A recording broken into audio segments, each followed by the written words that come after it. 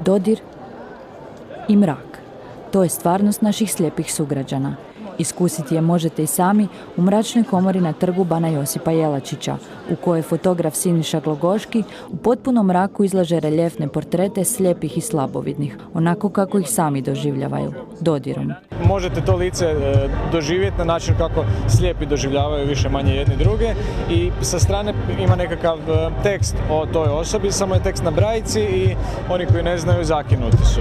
A zapravo znači srž svega je da su slijepi većinom zakinuti za sve. Pa se ovdje nalazite u situaciji da ako ne znate brajicu, vi ste ti koji ste zakinuti.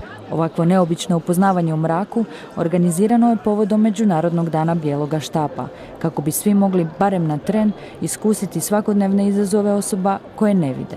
Jako je zanimljivo jer unutra se ne vidi apsolutno ništa, tako da zapravo osjet vida nema nikakvu funkciju, tako da svi drugi osjeti postanu izražajni, pogotovo opipa i osim sluha, tako da je jako zapravo nevjerovatno. Ja mislim da sam slijepa da se ne bi mogao snalaziti u ovom svijetu, tako da je stvarno svaka čast kako uspjeva.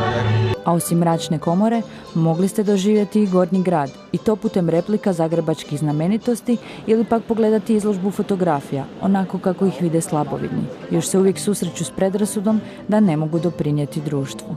Trebalo bi malo više promovirati zanimanja koje slijepi mogu raditi zahvaljujući novim tehnologijama i naravno problemi koji su, kažem, svima nama identični, to su financijski problemi, samo što slijepe osobe zbog specifičnih svojih situacija ponekad imaju skuplji život od drugih ljudi.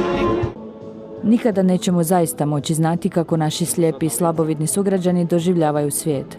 Nažalost, najveće zapreke na koje nailaze invalidne osobe su nedostatak pažnje i susretljivosti, te diskriminirajući stavovi i praksa s kojima se još uvijek suočavaju i u današnjem društvu.